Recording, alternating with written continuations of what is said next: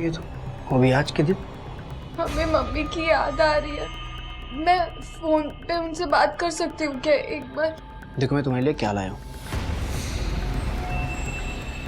Chocolate. हाँ, और वो भी तुम्हारी फेवरेट। तुम्हें इतना मानता हूँ और तुम्हें कि बस रोए जा रही हो। तुमसे बहुत प्यार करता हूँ। तुम भी करती हो ना? हाँ?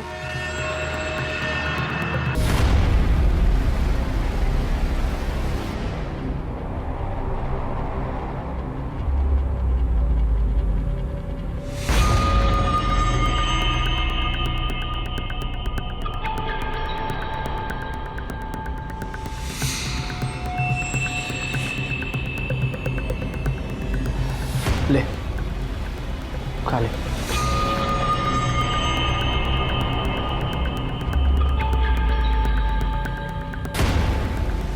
क्यों परेशान करती है इतना तू मुझे? मुझे भी नहीं अच्छा लगता है मैं तुझे भूखा रखता हूँ, लेकिन तू जिद पकड़ के बैठ जाती तो मेरे पास दूसरा कोई चारा नहीं होता है।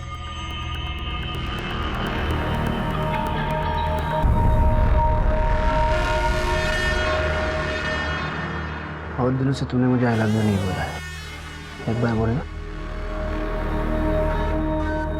I love you. एक बार फिर से। I love you. वर्ली के अपने ही फ्लैट में डेड बॉडी मिली। नाम नीलिमा भंडारी, उम्र 46 साल। भंडारी बिल्डर्स की ओनर जतिन भंडारी की बीवी है। घर से काफी सामान भी चोरी हुआ सर। मौत की वजह? Death boy poisoning. कोई देसी जहर है, केमिकल से बना हुआ। और सर ये क्या है? सर पता नहीं, दीवार पर लिखा हुआ था किसी लिपस्टिक से। सर वो लिपस्टिक हमें क्राइम सीन पर नहीं मिली। क्रिमिनल काफी शातिर है और हमेशा 2 कदम आगे था। ये कौन है? सर ये नीरू है। इसके अलावा एक सस्पेक्ट और है सर। बिल्डिंग के सीसीटीवी फुटेज में दोनों सस्पेक्ट आते और जाते हुए दिखे। एक सेकंड सर। सर ये देखिए नीरू। नीरू इस घर में कुक का काम करती है। और ये रत्ना है जो इस घर में बाई का काम करती थी। रत्ना को हमने गिरफ्तार कर लिया सर, और रत्ना के मुताबिक नीरू ही इस प्लान की मास्टरमाइंड है। कर्माकर, घर में कुक का काम करने वाली इतनी शातिर कि 1 साल से हाथ में ना आए। सिर्फ ये 2 थे या और भी कोई सस्पेक्ट है? सर हमने बिल्डिंग के वॉचमैन से भी बात की। उसने बताया कि नीरू से मिलने के लिए एक बंदा रेगुलरली आया करता था। नीरू और रत्ना ने कभी कुछ बताया घर के बारे में? कुछ बुराई की हो घर का, ऐसा कुछ? नहीं साहब, वो कैसे बुराई करेगी साहब, उसकी तो चांदी थी। नया मोबाइल मैडम ने दिया है, वो मेरा वाला खो गया था ना, इसलिए। वो अकेली आती जाती थी या कोई और भी होता था उसके साथ? सर एक आदमी आता था, उसका हुलिया याद है? वो दूर खड़ा रहता था और उसकी शक्ल साफ साफ दिखाई नहीं दी। सर नीरू के पास 2 फोन थे, एक उसका खुद का और दूसरा वो जो नीलिमा ने उसे दिया था अपने ही सिम कार्ड के साथ, जिसे वो यूज नहीं करती थी। और सर मर्डर के बाद से ही दोनों फोन स्विच ऑफ हैं और इसी में से एक नंबर को ट्रेस करके हम रत्ना तक पहुंचे। नीरू का फोन रत्ना के पास? हाँ साहब, उसी ने दिया मेरे को। ताकि अगर पकड़ी जाए तो रत्ना। काफी शातिर है ये नीरू। और नीलिमा का पति भंडारी, उसका कनेक्शन? सर उस पर भी शक किया, काफी समय तक वॉच भी रखा। उसके bills, credit card bills, phone records, strangulation records और हर तरह से स्क्रूटनी की सर। उसका कोई इन्वॉल्वमेंट नहीं है सर। वो रात को सिर्फ सोने के लिए ही घर पर आता है और वैसे भी प्रॉपर्टी वगैरह है सब उसी के नाम पर है, कोई अफेयर भी नहीं है। और नीरू और रत्ना से तो कांटेक्ट का कोई सवाल ही नहीं होता क्योंकि उनके जाने के बाद ही घर पर आता है। और ये नीरू और रत्ना की फैमिली वगैरह? सर रूल के मुताबिक दोनों के एड्रेस और कॉन्टैक्ट डिटेल्स सोसाइटी के पास रजिस्टर्ड थे, लेकिन सर इस नीरू ने गलत एड्रेस दिया था और उसका फोन भी आखिरी बार चेंबूर में ट्रेस हुआ। और फिर उसके बाद नीरू की कोई लीड मिली? काफी टाइम के लिए तो नहीं सर, हमने हर एंगल ट्राई किया। फाइनली 2 महीने पहले हमें एक टिप मिली। नीरू के फोन डिटेल्स थे हमारे पास। कई महीनों तक फोन बंद था, लेकिन कुछ देर के लिए फोन ऑन हुआ। उसी वक्त हमारी एक टीम वहां के लिए रवाना हो गई थी। उम्मीद थी कि हम उसे पकड़ लेंगे। नीरू यहीं रहती है? यहाँ कोई नीरू नहीं रहती है सर।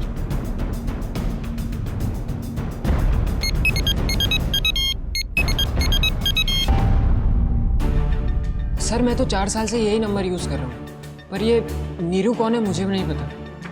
इसे जानता है? नहीं सर। ठीक से देख। मैं सच में नहीं जानता सर। मैं तो स्टूडेंट हूँ, छुट्टियों में घर आया हुआ हूँ। और सर मुंबई तो मैं कभी गया ही नहीं। याद करके बता, तूने अपना सिम कभी बाहर निकाल के रखा था या किसी दूसरे के मोबाइल में डाला हो? इस बार जब राजकोट से वापस आ रहा था तो ट्रेन में मेरे फ़ोन की बैटरी डेड हो गई थी। तो सर बाजू वाली सीट पे एक आदमी बैठा था, उसने मुझे उसका फ़ोन दिया यूज़ करने के लिए। उस आदमी ने लड़के को जानबूझकर अपना फ़ोन दिया होगा क्योंकि वो जानता था कि पुलिस डिवाइस को ट्रेस कर रही है। चालाक तो बहुत, हमारे तरीके हमारे ही अगेंस्ट यूज कर रहा है। सर ये स्केच बनवाया था उस लड़के की मदद से। अब ये नहीं पता कि ये आदमी रत्ना और नीरू का पार्टनर है या रत्ना और नीरू ने इसे भी फोन देकर चूना लगाया। फिर याद आया उस गार्ड के स्टेटमेंट के बारे में जिसमें उसने किसी आदमी का जिक्र किया था नीरू के साथ। सर एक आदमी आता था, वो दूर खड़ा रहता था और उसकी शक्ल साफ साफ दिखाई नहीं दी। हमने गार्ड को भी स्केच दिखाया, पूछताछ की, लेकिन उसे भी मालूम नहीं सर। फिर उसके बाद फिर हमें दूसरा ब्रेक थ्रू मिला सर। नीरू का जो फोन था वो एक्टिव हुआ, लोकेशन भेंडी बाजार। सर वहां पता चला कि रूही नाम की एक औरत ने ये फोन एक दुकानदार को बेचा था। हमें लगा कि रत्ना और नीरू ने ही अपना नाम बदल करके ये काम किया है। हमने फील्डिंग लगाई और इस रूही को अरेस्ट किया। लेकिन सर वो कोई और निकली। उसने बताया कि ये फोन उसके पति अखिल का था। फिर हमने अखिल को पकड़ा और फाइनली अखिल के थ्रू ही पता चला कि फोन रत्ना का था। दोनों का चक्कर चल रहा था और अखिल के थ्रू ही हमने रत्ना को ट्रैक किया। पर जब वो मिली तो कहानी कुछ और ही सामने आई। मेरे को तो पता भी नहीं था ये खूनी वीर के बारे में। मेरे को तो बताया था कि मालकिन को नींद की गोली देकर सुला देंगे, फिर घर का सारा माल चोरी कर कर भाग जाएंगे। इसका मतलब यह है कि हमारे पास इस ट्रेन वाले आदमी की भी कोई इन्फॉर्मेशन नहीं है और ना ही उस आदमी की जो नीरू से मिलने आता था। कर्माकर, ये नीरू तो बहुत शातिर निकली। Yes sir, I am sure यही इस पूरे मर्डर की मास्टरमाइंड है और बाकी सब इसमें छोटे मोटे मोहरे इन सबको यूज करती है लेकिन सामने नहीं आती।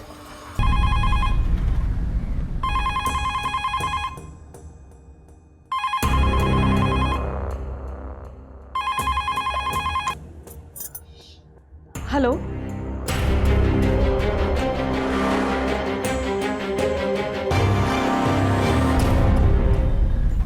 आपने हमें फोन करके बताया था कि आप कुछ बताने वाली हैं वर्षा के केस के बारे में। जी सोनल, तुमने जो कुछ भी मुझे बताया है वो पुलिस अंकल को बता दो। तुम्हें डरने की कोई जरूरत नहीं।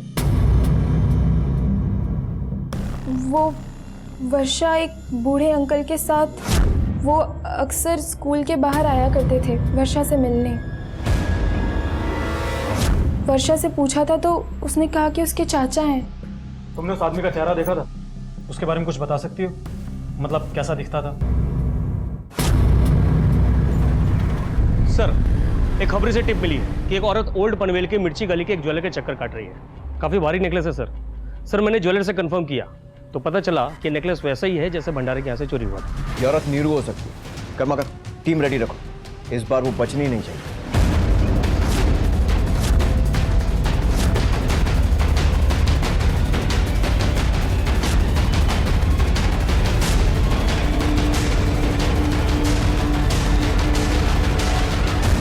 सच सच बोल, कहाँ है नीरू? साहब मैं सच बोल रही हूँ, मैं किसी नीरू को नहीं जानती। आप क्या बोल रहे हैं? अब ये कहेगी कि ये हार कहाँ से आया ये भी नहीं मालूम। क्या लगता है तेरे को हम सब बेवकूफ हैं? साहब मैं सच बोल रही हूँ, मेरे आदमी ने ये हार मुझे दिया था शादी के टाइम पर। ये तुम्हारा पति? सर हाँ, पर क्या? ऐसा नहीं लगता, अलग लगता है। ये तुझे कहाँ मिला, क्या काम करता है, कहाँ रहता है? एक एक डिटेल चाहिए मुझे, सारी की सारी, और वो भी अभी। साहब रमेश को मैं पहली बार बार में मिली थी जहाँ मैं डांस करती थी।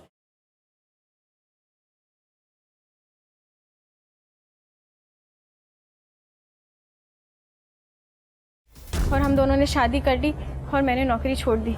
साहब बहुत अच्छा चल रहा था, वो मुझे बहुत प्यार करता था, बहुत ख्याल रखता था, लेकिन अचानक प्यार कम होने लग गया। अरे मेरी जान, तू वेट तो कर, मैं आऊँगा तुझे लेने, और उसके बाद तू और मैं आऊँगा। बस थोड़े दिन में आ जाऊँगा इधर। वो किसी लड़की के लिए मुझे छोड़कर चला गया साहब। बहुत इंतज़ार किया साहब मैंने उसका, पर वो नहीं आया। सब साले पैसे के लालची है। माँ बाप ने भी मुझे धक्के मारकर घर से निकाल दिया। यहाँ आई तो बार वाले ने मुझे नौकरी पे भी नहीं रखा। साहब मैं क्या करती? मैं ये हार नहीं बेचना चाहती थी, लेकिन मैं बहुत मजबूर थी। अगर ये वाकई में तुम्हारा पति है तो कोई छोटा मोटा आदमी नहीं है, बहुत बड़े मर्डर में इन्वॉल्व है, और इसके कारण तुम भी इस चक्कर में फंस चुकी हो। और अब इससे बाहर निकलने का सिर्फ एक ही तरीका है, अच्छे से पूरी तरह हमारी मदद करने का। तो इसके बारे में जो भी जानकारी है, कोई नंबर, कोई पता, कुछ भी, सब बताओ मैं। साहब एक नंबर है मेरे पास। इनसे नंबर लेकर उसकी सारी कॉन्टैक्ट इन्फॉर्मेशन निकलवाओ और इनकी मदद से रमेश का स्केच भी बनवाओ। कर्माकर आदमी तो वही लग रहा है, लेकिन हुलिया एकदम अलग है। साहब, क्या सच में रमेश ने किसी का खून किया है? लगता तो यही है। खैर, हमारी मदद करने के लिए शुक्रिया। अभी तुम जा सकती हो, लेकिन अगर दोबारा जरूरत पड़ी तो चौकी पे आना पड़ेगा। जी साहब। इस औरत पर 24 घंटे नजर रखो। कहाँ कहाँ जाती है, किससे मिलती है, इसके एक एक मूवमेंट का हिसाब चाहिए मुझे। शायद इसकी मदद से ही हम रमेश तक पहुंच सकते हैं। सर, यानी राजकोट वाली ट्रेन में जो आदमी मिला था शायद वही रमेश हो, और ये भी हो सकता है सिक्योरिटी गार्ड ने जिस आदमी का जिक्र किया था जो नीरू से मिलता था, शायद ही वही आदमी हो सकता है। उसके पास नीरू का फोन तो था ही, शायद वही बिल्डिंग के नीचे वेट किया करता हो। रेखा ने बताया था कि रमेश उससे डांस बार में मिला, तो इसका मतलब ये है कि रमेश ऐसी जगहों पर अक्सर चक्कर काटता हो। जितने भी लोकल डांस बार्स और क्लब्स वगैरह हैं, सब में पूछताछ करो, पता करो, शायद कुछ लीड मिल जाए। और सर, रेखा ने जो नंबर दिया था उसका फ़ोन रिकॉर्ड्स और ट्रायंगुलेशन रिकॉर्ड्स के लिए रिक्वेस्ट भेज दी है। जैसे ही आती है आपको अपडेट करता हूँ। गुड।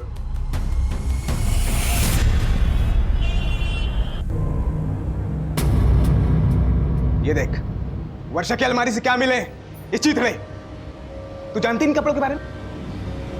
बिल्कुल गई गुजरी थी तेरी बेटी, वो भी एकदम बाजारू। हम यहाँ उसे ढूंढने की कोशिश कर रहे हैं और वो किसी के साथ गुलछर्रे उड़ा रही है। कुछ शर्म नहीं आती अपनी ही बेटी के बारे में इस तरह की बातें करते हुए? अरे गाली देनी है तो मुझे दे दीजिए, मैंने उसे ला कर दिए थे। कैसा लगा? अच्छा है, पर पापा और भाई नहीं पहनने देंगे। भैया और पापा को हर बात बताने की क्या जरूरत है? बाहर किसी मॉल में जाके चेंज कर लेना।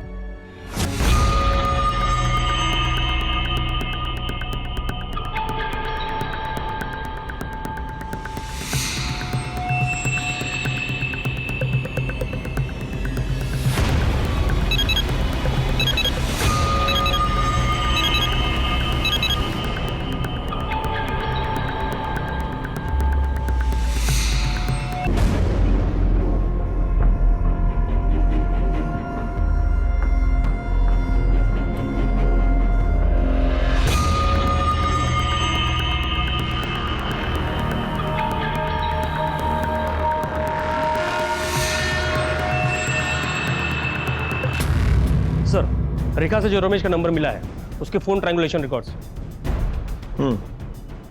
ये तो किसी चंद्र के नाम पर रजिस्टर्ड है। यस सर, नाम भी नकली और जो एड्रेस दिया है वो भी गलत। एक बात और सर, हमने इसे कॉल रिकॉर्ड्स को चेक किया तो एक ही नंबर पे कई कॉल्स हैं और मैसेजेस भी। किसका नंबर है? सर, कानपुर के किसी भरत सिंह के नाम पर रजिस्टर्ड है। हो सकता है कि वो इसी गैंग का कोई मेंबर हो, या फिर कोई विक्टिम, या फिर कोई ऐसा शख्स जिसे हमें मिसलीड करने के लिए प्लान किया गया हो। Yes sir.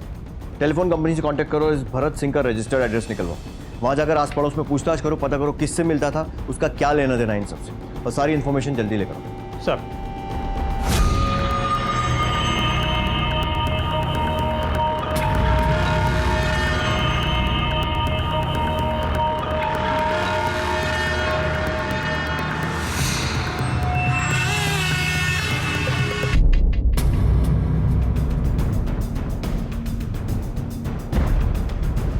सर, वर्षा का कुछ पता चला? हमें आप लोगों से कुछ बात करनी है, क्या हम अंदर आ सकते हैं? जी आइए। देखिए, हमें एक बात का पता चला, जो नंबर वर्षा यूज़ करती है, जो आपके नाम पर रजिस्टर्ड है। आपको याद होगा कि जब हमने इस केस की इन्वेस्टिगेशन करना शुरू किया था, तब हमने आपको बताया था कि वर्षा किसी चंद्र नाम के आदमी से रेगुलर टच में थी। तब तो उस आदमी के बारे में कुछ पता नहीं चला था, लेकिन अभी हमें पता चला है कि मुंबई पुलिस उस आदमी को एक मर्डर के केस में ढूंढ रही है। मर्डर? लेकिन वर्षा उस आदमी के साथ? देखिए, मामला बहुत सीरियस है, इसलिए हम आपके घर सीधे आ गए। ये मुंबई पुलिस से PSI पंकज हैं। अच्छा, आप लोग इसे जानते हैं या कभी इसे देखा हो? लोग इसे रमेश भी कहते हैं। एक और स्केच है, इसी आदमी का है, शायद इसे पहचानते हो। नहीं सर, इसे हमने पहले कभी नहीं देखा। तुमने देखा है क्या? नहीं, मैंने भी पहले कभी नहीं देखा। लेकिन सर, वर्षा इस आदमी के साथ? पर सर, वो बूढ़ा आदमी जिसके बारे में सोनल ने बताया था, वो कौन है? देखिए, उस आदमी के बारे में अभी कुछ पता नहीं चला। अब जबकि ये मामला खुल ही गया है तो हम वर्षा को ढूंढने के लिए मुंबई में भी एक सर्च टीम डिप्लॉय कर देंगे। सर, आपका शक सही निकला, एक बहुत बड़ी ब्रेक थ्रू मिली है। सर ये देखिए, मीनल, लक्ष्मी और ये औरत, सर मीना और लक्ष्मी के स्केच आपस में मैच करते हैं। अभी अभी कंफर्मेशन आया है एक ही औरत अलग अलग गेटअप में। सर दोनों का स्केच मिला के एक स्केच बना है। एग्जैक्टली तो नहीं कह सकते, लेकिन लगभग ऐसी दिखती होगी। मतलब एक ही औरत इतने वक्त से पुलिस को चकमा दे रही थी। अंकुर, चंडीगढ़ पुलिस को इन्फॉर्म करो, इस बार ये हाथ से निकलनी नहीं चाहिए। Okay sir. ये तो क्लियर नहीं है कि क्या ये वही आदमी है जो नीरू के साथ देखा गया है, लेकिन एक बात पक्की है कि इसका नीरू के साथ कुछ ना कुछ कनेक्शन तो है। मतलब इसने पहले रेखा के साथ शादी की और फिर उसके साथ यूपी गए। मतलब जब रमेश रेखा के साथ शादी करके रह रहा था तभी उसने वर्षा से बात करनी शुरू कर दी। एग्जैक्टली। और उसके बाद फिर वो वहां से कहीं और चला गया। उसके बाद उसे चंडीगढ़ में देखा गया गुरिंदर के साथ। चंडीगढ़ में 20 और दिल्ली शालिनी केस में 30 और यहाँ मुंबई में नीलिमा भंडारी केस में 10। सर आप ही की थोड़ी थी, कातिल कोई ना कोई तो स्कोर रख रहा है, 10, 20 और 30। पॉसिबल है, क्योंकि मोडस ऑपरेंडी भी सेम है और इस्तेमाल किया हुआ जहर भी। सभी जगहों पर गहनों और पैसों की चोरी हुई, लेकिन हैरानी की बात यह है कि ये गैंग इतनी दूर तक पहुंच चुका है। लेकिन बड़े अजीब बात है, मुंबई और चंडीगढ़ में ये शख्स देखा गया, लेकिन दिल्ली में नहीं। दिल्ली में सिर्फ मीनल और लक्ष्मी को देखा गया। या नीरू, क्योंकि नीरू के स्केच को हमने मीनल और लक्ष्मी के स्केच से एनालाइज करवाया। ये नीरू, लक्ष्मी और मीनल तीनों एक ही औरत है सर। ये बात तो क्लियर है कि ये नीरू ही मास्टरमाइंड है, लेकिन रमेश इस सब में किस हद तक शामिल है ये क्लियर नहीं है। सर वो बूढ़ा आदमी जिसे वर्षा के साथ कानपुर में देखा गया था, हो सकता है वो वर्षा से मिलने आता हो या उसकी केयर करता हो। वैसे भी उसके खिलाफ हमारे पास कोई प्रूफ नहीं सर। राइट।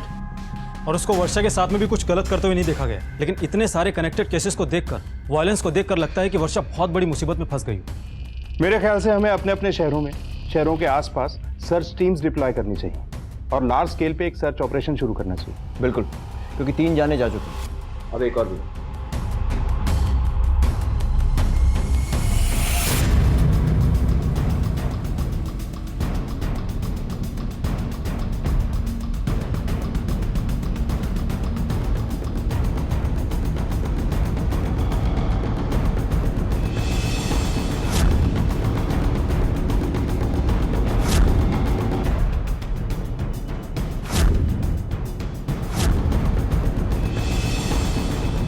अरे भाई साहब, हाँ क्या इस लड़की को देखा आपने? साहब क्या हुआ इसको? आप जानते हैं इसे? नहीं साहब, मतलब ये मैंने इसको देखा था और मैंने इसे रेलवे स्टेशन पे छोड़ा था साहब। पक्का यही थी? हाँ साहब, पक्का यही थी। अभी मुझे बराबर याद आ रहा है, पूरे रास्ते घबराई हुई थी साहब ये। सर एक लीड मिली है। जिस दिन वर्षा गायब हुई थी उस दिन वो अपने घर से कानपुर रेलवे स्टेशन के लिए निकली थी। मैंने सीसीटीवी फुटेज के लिए रिक्वेस्ट डाल दी है। अब पता लग जाएगा कि वो कानपुर से कहाँ के लिए निकली थी और उसके साथ में कोई और था या नहीं। आप किसी और नीरू को ढूंढ रहे हो? मेरी बेटी ऐसा नहीं कर सकती। वो तो मुंबई में रह के नौकरी कर रही है, हमारा घर चला रही है। आपको जरूर कोई गलतफहमी हो गई होगी सर। मेरी बेटी खुद नहीं कर सकती। ठीक है, आप रोइए मत। अगर आपकी बेटी ने कुछ नहीं किया है तो आपको डरने की कोई जरूरत नहीं। अच्छा एक बात बताइए, आपसे मिलने तो आती होगी यहाँ पर, बातचीत होती होगी फ़ोन वोन? कभी कभी हफ्ते 2 हफ्ते में फोन कर लेती, बहुत काम में बिजी रहती है ना सर। अच्छा, आखिरी बार कब मिलने आई थी आपसे? यही कोई थोड़े दिन पहले उसने फोन किया था। काम की वजह से बेचारी आ नहीं पा रही, पर मैं कह रही हूँ ना आपको, मेरी बेटी ऐसा नहीं कर सकती।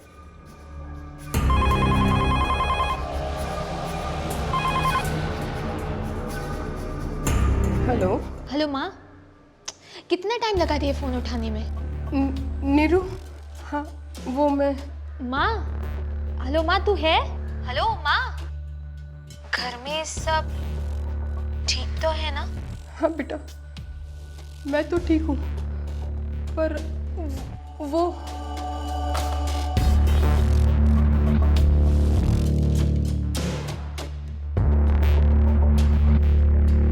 हेलो।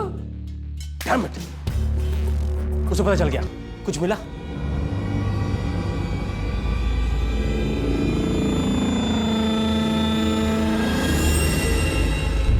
इस वर्षा ने कानपुर से बड़ौदा के लिए ट्रेन पकड़ी थी। हमने बड़ौदा रेलवे अथॉरिटी से भी वहाँ की सीसीटीवी फुटेज मंगवाई है। ये देखिए, ये यहाँ से सेम ट्रेन पर बड़ौदा रुकती है और इसके साथ। और वो बुड्ढा बड़ौदा पुलिस से कांटेक्ट किया? यस सर, हम पहले से उनके कांटेक्ट में हैं। रमेश को लेकर जो हमने मैन हंट का नोटिस जारी किया था, उस चक्कर में आज हमारी उनसे दोबारा बातचीत हुई थी।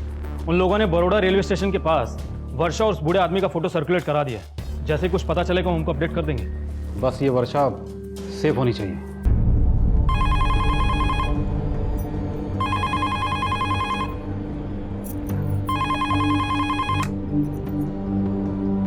Hello mummy. वर्षा, कहाँ है तू बेटा? कहाँ है तू?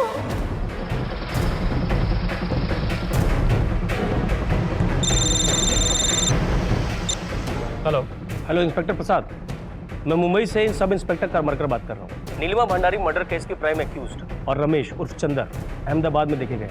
ये टिप मिली हमें और नीरू का फोन अहमदाबाद में ही ट्रेस हुआ है। हो सकता है वर्षा और वो आदमी भी हमें अहमदाबाद में मिले। अजीब कोइंसिडेंस है। हमें भी अभी खबर मिली है कि वर्षा ने अपनी फैमिली से कांटेक्ट किया था। मुश्किल से 1 मिनट बात की हुई। अहमदाबाद का एक एड्रेस दिया है उसने, किसी लॉज का। हमने अहमदाबाद पुलिस को इन्फॉर्म कर दिया है और हमारे पास में विजुअल कंफर्मेशन है कि वर्षा के साथ में वो बूढ़ा आदमी भी है।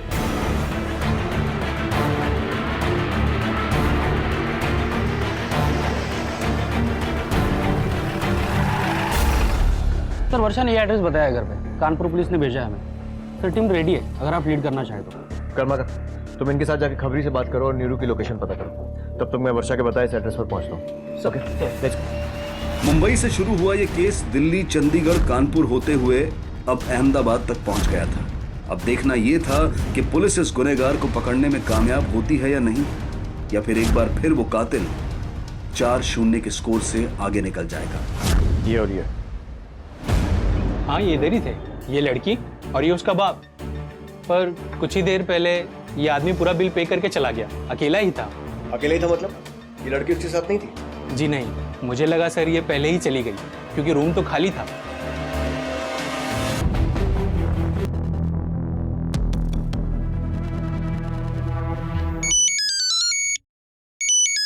हाँ कर्माकर, बोला। सर नीरू का खून हो गया। व्हाट? कर्माकर, वर्षा उस बूढ़े आदमी के साथ ही थी, लेकिन अभी रूम खाली है। उस आदमी को अकेले बाहर जाते हुए देखा गया। सुनो, अभी थोड़ी देर पहले निकले हैं तो ज्यादा दूर नहीं गए होंगे। अहमदाबाद पुलिस के साथ कोऑर्डिनेट करके शहर से बाहर जाने वाले सारे एग्जिट पॉइंट्स को ब्लॉक करो। ट्रेन, रोड, बस, हर रूट को स्क्रूटनाइज करो। और हाँ, रमेश और वर्षा की फोटो को सर्कुलेट कराओ ताकि अगर कोई देखे तो शिनाख्त कर सके। मुझे लगता है कि रमेश भी इस सब में शामिल है। एंड नीरू की बॉडी को पोस्टमार्टम के लिए भेजो। ओके सर, बॉडी को पोस्टमार्टम के लिए भेजो। सर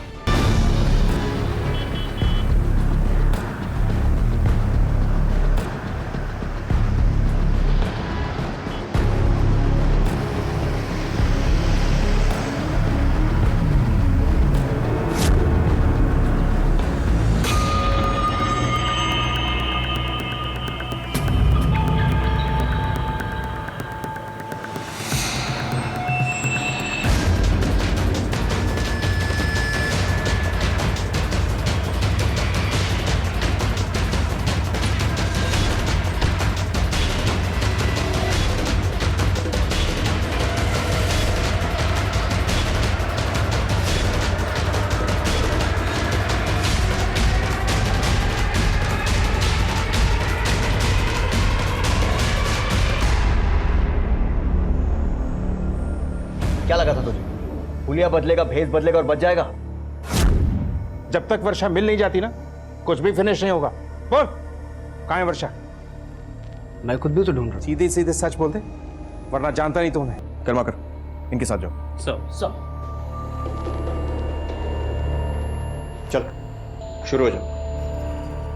गांव से मुंबई आया तो पता चला कि लाइफ क्या होती है। बस ज़रूरत थी तो पैसों की, जो कि मेरे पास नहीं थे। फिर नीरू मुझे यही मुंबई में मिली और उसकी भी सेम बीमारी थी, ऐश करने की।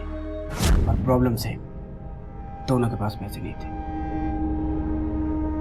नीरू पहले से नीलिमा के यहाँ काम करती थी। नीरू ने मुझे नीलिमा के बारे में बताया कि वो कितनी बड़ी लापरवाह है और साथ ही कितनी बड़ी अमीर है, ये भी बताया।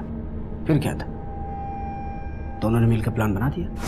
ये देख, उसको बोलते हैं जहर। उसको ऐसा खोल के थोड़ा सा पानी में मिला दिया, आदमी खत्म। फिर हमने रत्ना को भी साथ में मिला लिया, वो भी उधर ही काम करती थी। अब इल्ज़ाम थोपने के लिए कोई तो बकरा चाहिए था ना, फाइनली मिल गया। अरे कब तक जिएगी ऐसे? हाँ, पैसे हैं सामने, छीन लेते हैं और फिर अपना अपना रास्ता पकड़कर निकल जाएंगे यहाँ से। तो अपने गांव जा, ऐश कर वहां पे, पुलिस थोड़ी तेरे पीछे आएगी वहां पे। हाँ, रत्ना का तो मालूम भी नहीं था मेरे बारे में। नीरू ने नीलिमा को जहर दिया और दोनों ने मिलकर सारा सामान लूट लिया।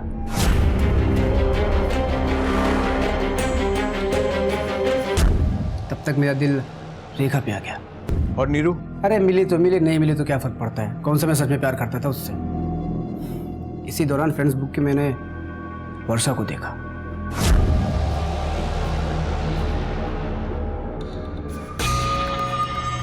दिमाग एकदम घूम गया सर। फिर मैसेज करना शुरू किया उसको। पटाने में थोड़ा वक्त लगा क्योंकि डरी हुई थी। अरे मेरी जान तू वेट तो कर, मैं आऊँगा तुझे लेने। आऊँगा बस थोड़े दिन में आ जाऊँगा। और कसम से पैसे भी खत्म होने लगे थे, तो फाइनली वक्त आ गया था फिर से चूना लगाने का। फिर नीरू ने फ़ोन करके बताया कि चंडीगढ़ में कोई बकरा मिल गया उसे। तो अभी आ जाऊँ? आजा आजा, मालदार पार्टी है, बुड्ढी है, एकदम अकेली। नया नामकरण क्या किया अपना? लक्ष्मी नर्स। चल पहुँचता हूँ। कैसी लग रही हूँ मैं?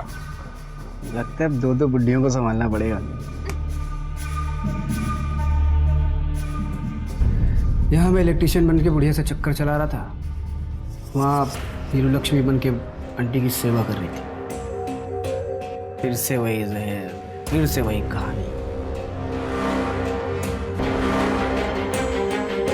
मुझे भी मजा आने लगा था। थोड़ा चिटकियों में आदमी खत्म, फिर सारा माल अंदर। और अब पुलिस से भी हर बार बच जाते थे हम लोग। मैंने सोचा था गुरिंदर का काम पटा के कुछ दिनों दिल्ली के मजा लेने चला जाऊंगा। फिर वहां पे शालिनी मिली मुझे। सुंदर थी, अकेली थी बेचारी। हस्बैंड उसका शायद पटती नहीं थी, क्या था पता नहीं, टाइम नहीं देता था उसको, इसलिए मैं पहुंच गया। नीरू भी इस काम में साथ थी ना, इसलिए शालिनी के साथ कुछ करने नहीं देती थी। मेरी मुझे बहन बन के घुस गई थी हमारी लव स्टोरी में। शालिनी को मैंने बोला, वो तैयार होके गहने पैसे लेके लॉज में आके मिले। मैंने सोचा मारने से पहले थोड़ा आदत खराब थी ना तो मजा लेने की, ऐसा सोचा था मैंने। लेकिन वो मीनल ने, नीरू ने पहले ही उसे ऊपर भेज दिया।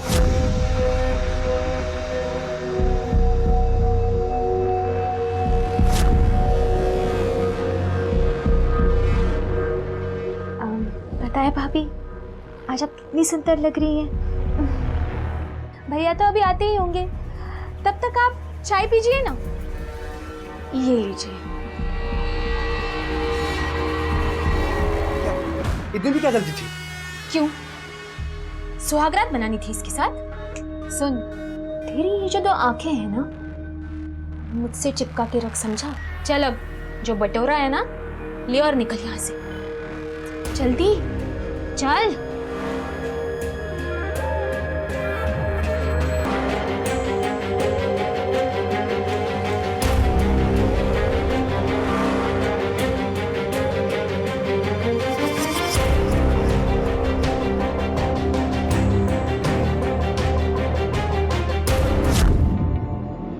नीरू प्यार करने लगी थी मुझसे, और मुझे प्यार व्यार के चक्कर में नहीं पड़ना था। और तब तक तो वर्षा भी लाइन पे आ गई थी, इसलिए मैंने नीरू को चकमा दिया और वर्षा को लेके फिर से यूपी भाग गया। क्या है ये सब? नहीं पहचान पाई ना, इसलिए तो सब किया है मैंने, ताकि तुम्हारे पापा तुम्हारा भाई मुझे ना पहचान पाए। अब पता चला कितना प्यार करता हूँ मैं तुझसे। जिस दिन वर्षा साथ भागने के लिए तैयार हुई ना, उस दिन निकल गया मैं। मैंने सोचा था वर्षा के साथ थोड़ा सा मजा करूंगा, ऐश करूंगा, उसके बाद फिर औती मांग लूंगा। लेकिन पता ही नहीं चला कब मेरे दिल में वर्षा के लिए प्यार बढ़ रहा था और वर्षा के दिल में मेरे लिए प्यार कम हो रहा था।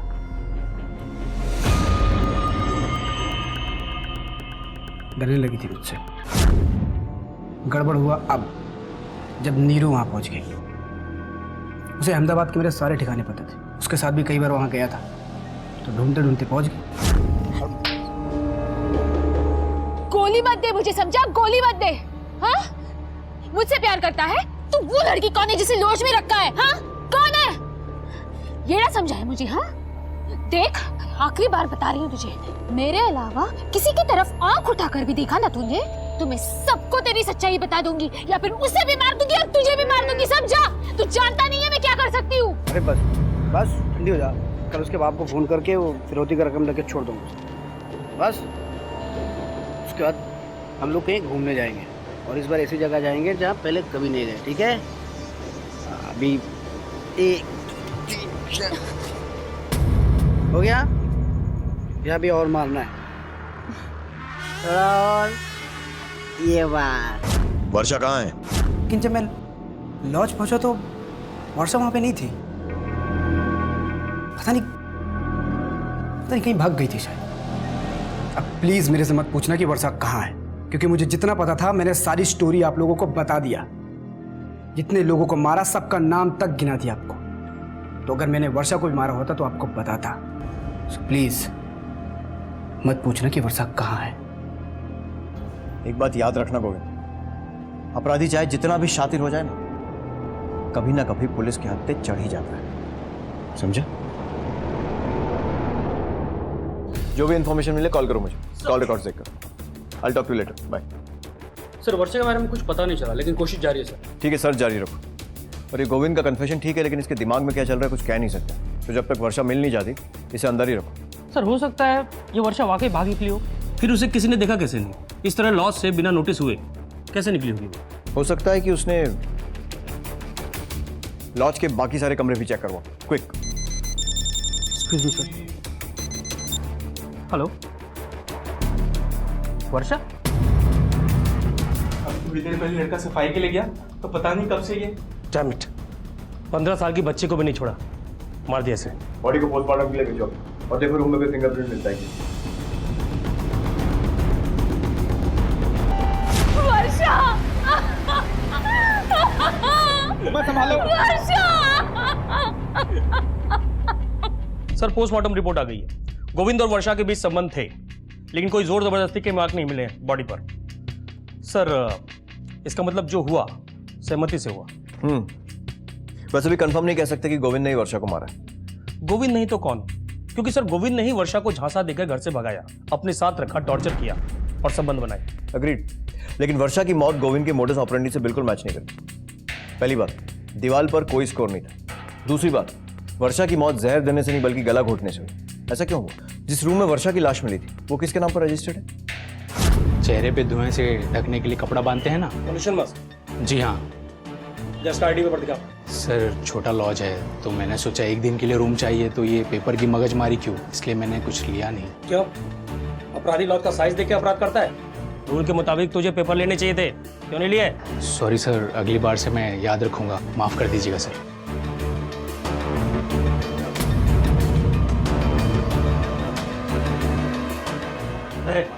रुक, इतना घबरा है क्यों? क्या छुपा रहा है? मैंने कुछ नहीं किया साहब, मैं तो सिर्फ उन दोनों को देख रहा था साहब। किन दोनों को? वो तो अधेड़ उम्र के आदमी ने सब किया जो उस लड़की के बाजू वाले रूम में था। जैसे ही लड़की का बाप निकल गया तो वो अधेड़ उम्र का आदमी उसे अपने रूम में लेके गया। मुझे लगा थोड़ी देर मज़ेदार कुछ देख लूँगा, तो मैं भी उसके पास गया, लेकिन उसने दरवाज़ा बंद कर दिया। पहचान सकता उसको? हाँ साहब, पहचान लूँगा। स्केच बनाने में मदद करेगा? जी साहब। मुझे लगता है इसके आगे आपको टेक ओवर करना चाहिए, क्योंकि गोविंद को लेके हम मुंबई जा रहे हैं। सर मैं अपनी बेटी को क्यों मारूंगा? आप कैसा वाहियात इल्जाम लगा रहे हैं मुझ पे? यही तो हम जानना चाहते हैं कि तूने अपनी बेटी को इतनी बेरहमी से क्यों मारा, उस बेटी को जिसको इतने वक्त से तू पागलों की तरह ढूंढ रहा है। सर आप सवाल पूछ रहे हैं या इल्जाम लगा रहे हैं मुझ पे एक शरीफ आदमी पे, और वो भी बिना किसी सबूत के? सबूत चाहिए तुझे? चल तुझे सबूत दिखाता हूं। ये देख, ये तेरे कॉल रिकॉर्ड्स हैं।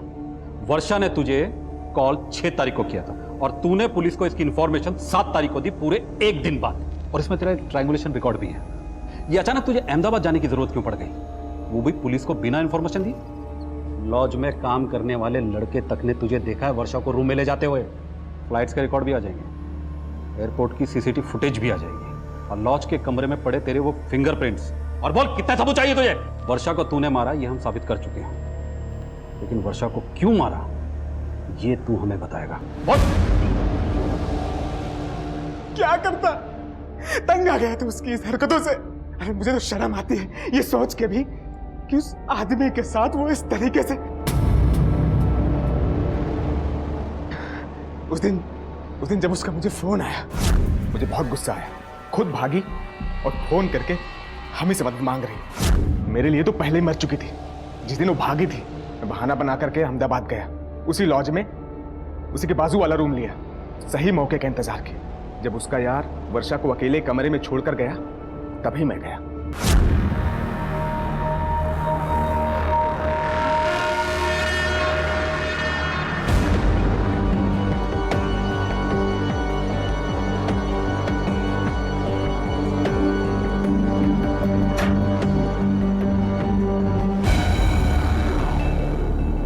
पापा,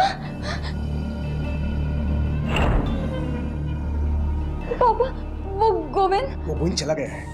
तेरे पापा आ गए ना, सब ठीक हो जाएगा। चला जा।